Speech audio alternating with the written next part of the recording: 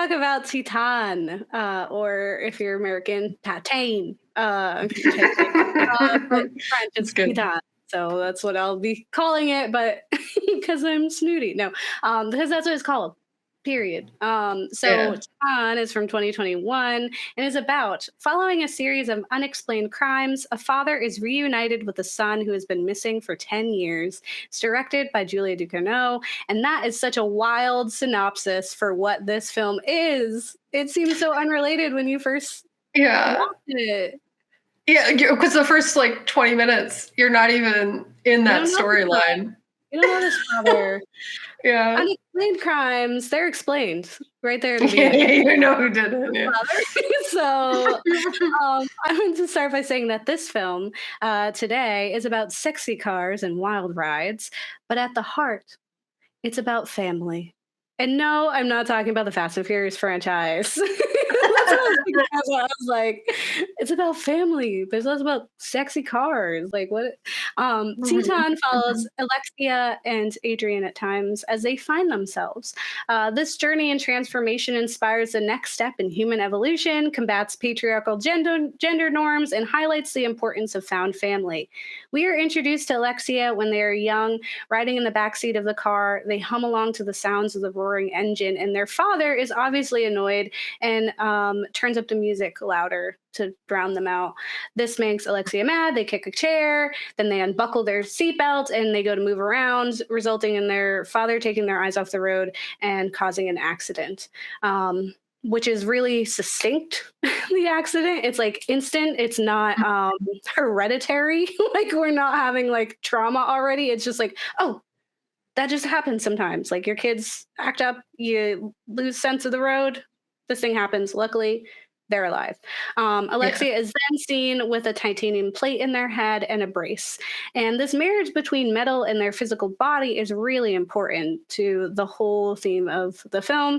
And they already seemed to have some connection to cars, giving like they're humming along to the engine. But it's made stronger when they have metal in their body. When Alexia leaves the hospital after this, they're immediately like, they go up to the car, stroke it really affectionately, like hug it. And there's like, you wouldn't expect that for someone who was just like hurt in a car. And so it's definitely like, it's not the car's fault. We still appreciate it. We have this connection to it in a more like, and it's more affection that they're giving this car than they were giving the supposed parents that this person has. They're uncaring. They don't look. So they hug a car instead. Then we flash forward. Alexia works as a dancer at a car show. I'm not entirely sure what it seems more of a dance situation than a car situation. And in a video, there's a discussion that like the cars are there so that, or the girls dancing are there so that men can fetishize cars in a way that's socially acceptable, when really at the heart of it is that they're really digging these cars and they can't explain that, so they put ladies on it because now they can ogle it without they also want to hug kiss the car. They also want to hug kiss cars. And so they dance seductively on top of beautiful detailed cars for a crowd of men. Their car specifically is like flames, and their outfit really mirrors that. They're wearing like this flashy gold, and there is much put on display as these cars are. And these men think that they have some ownership over the performers. Isn't that the way that it always is? And one man even follows Alexia out after the show is over, and this man throws himself onto Alexia. It's really uncomfortable. And by their reactions, it seems to be something that happens often or something that was more or less expected, even though it's like really awful. It seems like from the man's perspective that he thinks he's deserving of whatever's happening. And Alexia is like, I knew that was going to come up. Alexia, in vicious self-defense, murders this man by way of chopstick or whatever hair thing to the ear. And it's really gross. It's a lot of foaming at the mouth, a lot of squirming for him. But they seem pretty much unaffected. They're like, oh, yeah, they're like pretty chill about the murder. Yeah, and definitely it was like, there's no way they didn't do this before. Yeah, it definitely seemed like it was very skilled, like, to know how much force Mhm, goes into having to stick that through someone's ear. Anyway, mhm, this adrenaline rush leads Alexia back into the car show arena area, and they then have sex with a car. And mhm. it's a peculiar scene, but there is no question about what's happening. Like the car, Yeah, like if it's a rocking, you don't come knocking, and it was rocking. And they yeah. were, it was such an interesting scene. There's also like some kind of like little hints at like fetishes, because there's a bit of bondage that's happening where they're like, they've wrapped their hands in the seat belts, and Mhm. later they find like welts and stuff. I made a joke about cars not having aftercare, and things like that, but like that's kind of like a fetish thing too, like in symbolism, right? Then after this tort affair, Alexia believes that they are pregnant. They Yeah. immediately take a test. I guess, time has happened, so they're now pregnant with a car, a baby, a monster, a ghost, something. Yeah. And while exploring their sexuality further, they end up on a bit of a killing spree. It's really comical and odd, like most of this film, but it serves to paint like this soulless, careless, and monstrous Alexia. Because Mhm.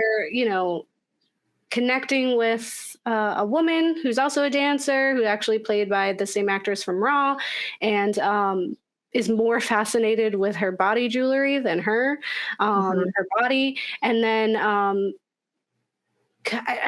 we don't really know exactly why, other than like Alexia just doesn't care about humans, but she just starts killing people, and it's actually pretty funny, because it's just like, why?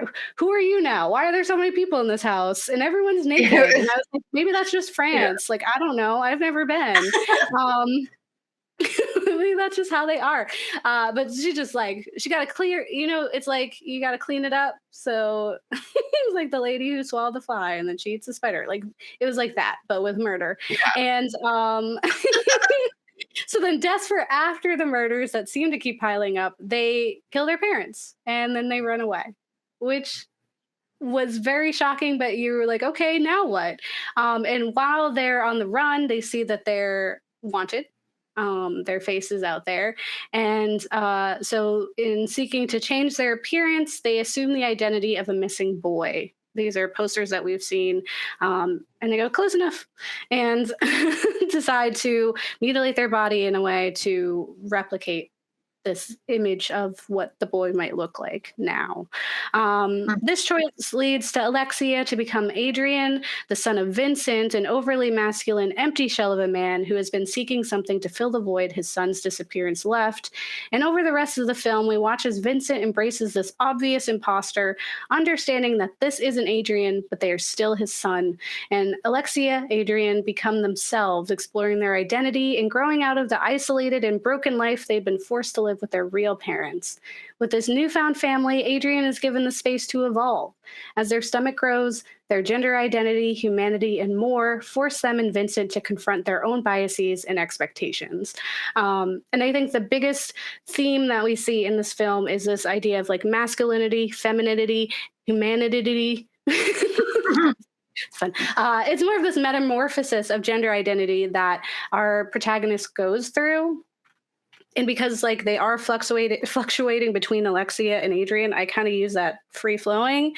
Um, Alexia is their name; that's what they embrace in the end. But there's a lot of exploring of who they are. So in the beginning, Alexia is an incredibly sexualized femme body.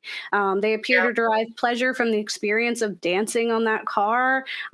There was happiness there. There was moments where it felt like it was them in that car, kind of their own Yeah. moment. They didn't even care about other people. Mhm. And connecting and performing on top of this vehicle gives them a freedom that they're denied in other venues. However, they're not overly feminine. After the accident, their head is shaved for the plate, which gives them the look of a young boy, kind of like 11 in Stranger Things. In Mhm. adulthood, they sport a mullet, and when they're not dancing scantily clad on cars, they wear gender neutral clothing, or Yeah. just like yeah, they're not like out there wearing like fancy dresses or anything that we would assume is very feminine, but also nothing that's overtly masculine either. right? Yeah. Just after their intimate act with the car, Alexia is pregnant, and not wanting to share this information, they begin bonding their body to hide the growth. And binding is a process many with gender dysphoria may use to form their body into the shape they know their body should be. And throughout this film, there are many gender specific actions that occur in contradictory ways to gender expectations. At one point, Vincent shaves Adrien's face, explaining that it'll help the hair grow. It's this idea of trying to inspire the masculine on a body that they know isn't. Right. In a video that was very helpful to us by the Oscar expert on YouTube titled What Titane is Really About, Explained, they explain the interesting evolution of Alexia Adrien's gender ambiguity, saying, as she becomes more and more disconnected from who she is and experiences gender dysphoria, the feeling that her body does not match her gender identity, that is where the body horror genre comes into play. It expresses this disconnect from one's body and one's gender as a horrifying experience. She cannot control the changes her body is undergoing, even as her identity moves away from that. But it's not that Alexia wants to be a man necessarily. We see later when she's dancing on the fire truck how that feminine part of her still exists, and that she wants Vincent and others to see it. Gender identity for her is often just this burden. The way others perceive her gender affects so much about the way she goes about the world and how she can be loved. Both Alexia and Vincent suffer from body dysmorphia and are in constant battles against society's expectations of them. There's a scene where Alexia is on a bus as Adrien, and they are seated across the aisle from a woman. In the back, there's a group of boys who begin harassing the woman, and there's a discomfort on Adrien's face, but they don't intervene. Instead, they experience this for a moment of freedom of not being disrespected for existing because they are passing as male. And so it's not so much that Alexia wants to be a male, but does see the merit in not being a female to the eyes of strangers. Yeah. For Vincent, he is someone who is at the mercy of masculinity. He uses steroids or some other drug that is very masculine to push his body and transform it into a very masculine figure that he feels the need to be, to the point of hurting himself. He's bruised and he knocks himself out at one point. It's very clearly unwell. It's not well intentioned the way that he is putting his body into this space. And though he is almost always cast in this like purple pink light, he exudes a rugged male energy. He is like the captain of the fire team. I don't know what they're called. The fire squad. And fireman's. He's like the head of that, which is like such a, you're a lifesaver. You fight fires, like get more masculine. But he's also soft and kind. He dances and sings, and he shows a lot of affection towards Adrien. The obsession with muscle to the point of hurting himself is a symptom of gender dysmorphia as well. So in an article on them titled Titane Proves No One Has a Body, author Sasha Geffen explains that the film goes farther than simply telling a trans story. We don't have one gender that is supposed to be another. Instead, there are no genders to be had at all. DiCarno's imagery reframes tropes of transphobic cinema to illuminate the monstrosity of all gendered bodies, cis or otherwise. She suggests that transness is not a contained error within an otherwise pristine system, but the key to understanding what it means to have a body in the first place. All humans twist disobedient flesh into communicative social forms. Everyone falls short of gender's fragile scaffolding in life, and everyone ultimately denatures into entropy through death. These failures and collapses don't indicate a deficiency in humanity. They are central to what it means to be human. In Titane, there is no such thing as a transgender body because there is no such thing as a cisgender body. And for me, the messaging and approach feel like what Garland was possibly trying to convey in men, but failed drastically because they didn't understand that one point. Your body isn't wrong, it's the expectations we put upon them that is. The other part of this film is the story of found family. So the relationship between Vincent and Alexia Adrien is really important. Alexia becoming Adrien and thus finding themselves as well as their ability to be loved allows them to become more human.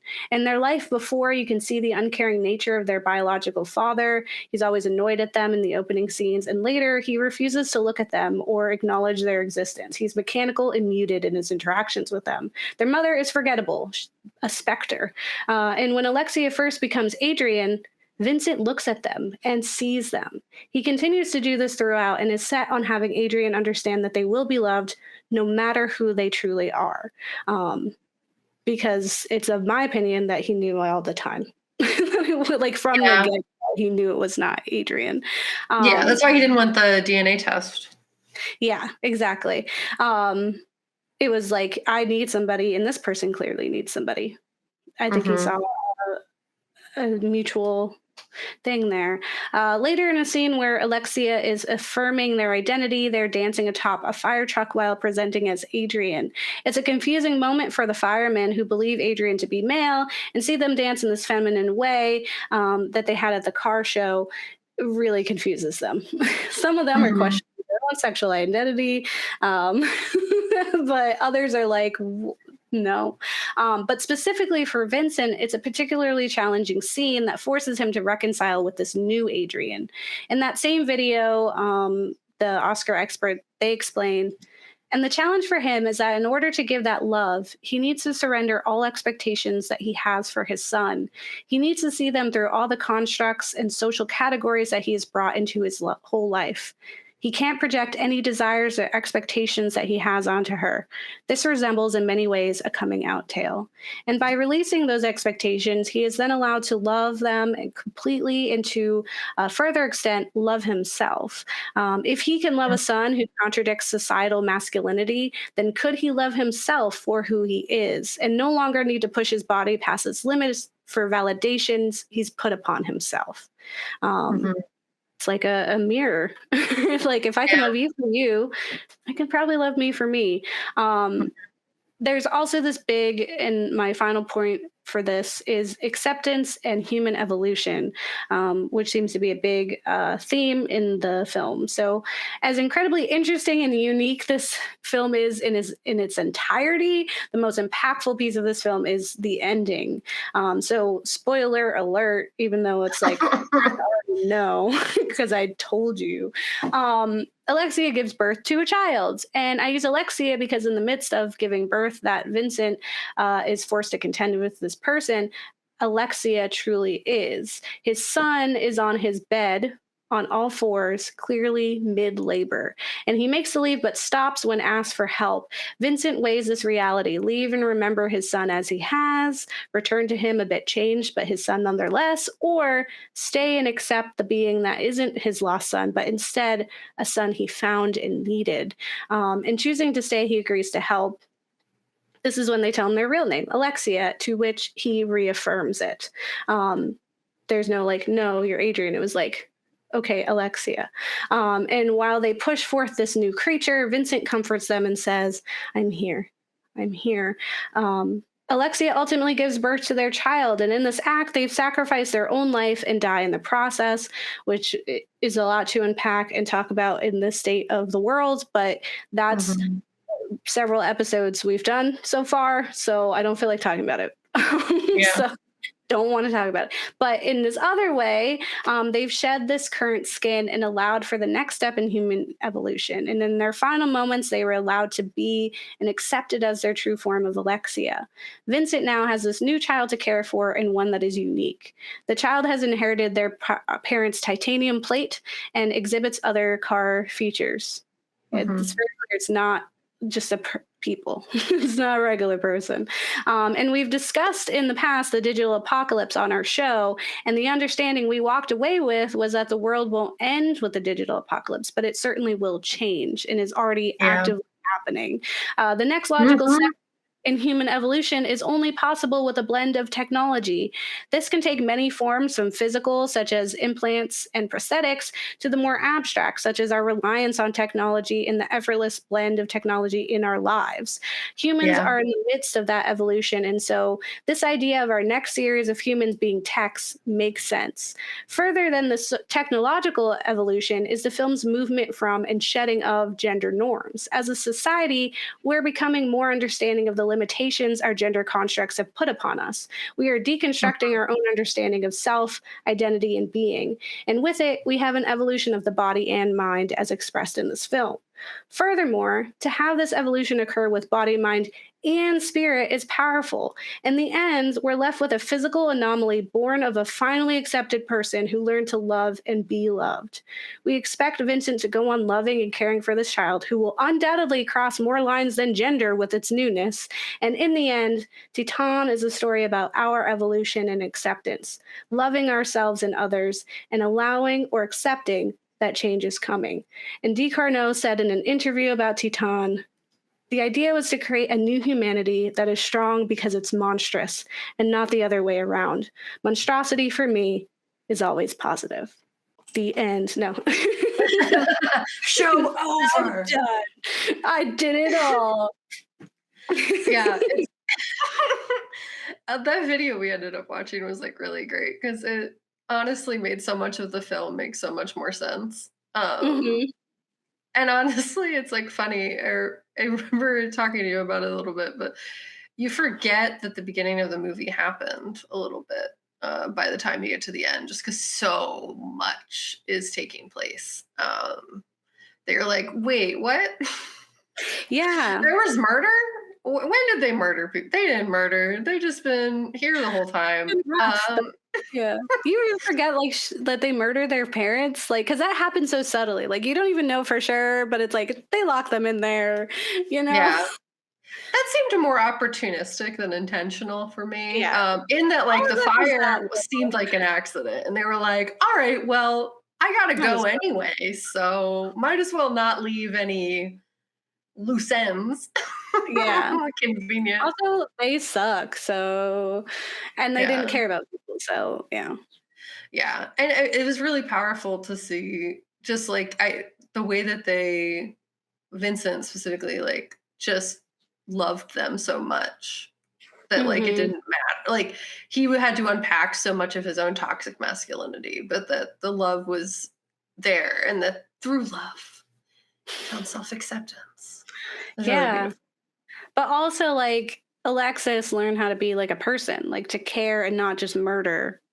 You Hmm. know, like, oh, okay, like, people matter too, and I wonder if, like, the reason why they just didn't care about humans, one is, like, they didn't really experience any good humans, but also if they do feel like they are different species in a way, then why would any other species care about people? Yeah, Because people people are don't care about other species. Like, yeah, they don't no, care about that, so yeah. And I mean, it's like it's very interesting the way in which their entire story develops, but it was the like that's not supernatural. The mechanical element just added so many more layers to it that, as you said, we didn't get to like unpack it fully, but it was also just really interesting the way that that ended up intersecting with gender identity and how that like even if they are considered like this evolution of humanity, at least their child, but that like mhm. it's just very interesting how it does intersect pretty naturally, honestly, with the way people demonize this non-patriarchal view of what gender is, that like they see people as not human because they're like, you're not a girl or a boy, what? And it's Yeah, just like so you're a patriarchal monster. norms. That's not, you don't have to, it doesn't exist. Gender isn't real, so Yeah. Yeah, and I think it's so important that it's not. I really appreciated that them article of saying, like, it's not really like a trans story because Alexia didn't wanna be Adrien. They just were Adrien, and that it's more about, like, we're just stuck in these bodies and we put all these rules and ideas and feelings into them, and we don't have to. And we can be more accepting and, like, caring about people just existing. as they are. And I think that's really Mhm. great. Yeah, like the journey of self-acceptance. And also just like I thought there was a lot to be said too about like the patriarchal hatred of just femininity in general. Mhm. And that part of what also could have influenced Alexia's coldness was the fact that femininity in patriarchal norms is just so hated. And like in that, like, you kind of have to make yourself cold to survive in a Mhm. world that is so endlessly violent against you, or like is so hate filled against you that like the entire essence of toxic masculinity is that they just don't want to be feminine so bad. Yeah, That 'cause femininity is it's the worst thing you could wrong. ever be, because it's wrong. And it's really interesting the way in which like one their journey kind of like highlights that in a way that I don't think I've seen other films do. And it was like in such a quick and subtle way as well. Just with that bus scene, like I thought it was really important that they included that. Mhm. It's Because also it sets interesting them up. that oh, good. No, you're good. That's what I was saying. Well, just saying like that Alexia is so cold and like standoffish, and that's usually what we kind of partner with, like masculine characters. And then you have Vincent, who is really caring and emotional at times, which is like what we usually are expecting of feminine characters. And so it's interesting that they already kind of were switched, like they're already outsiders Hmm. in trying to mask and fit into what's and just use what they were given by Hmm. Like society meet standards. society's expectations, even if those expectations are not based in anything real. And it's Just just like, trash. yeah, just garbage. But it's fun.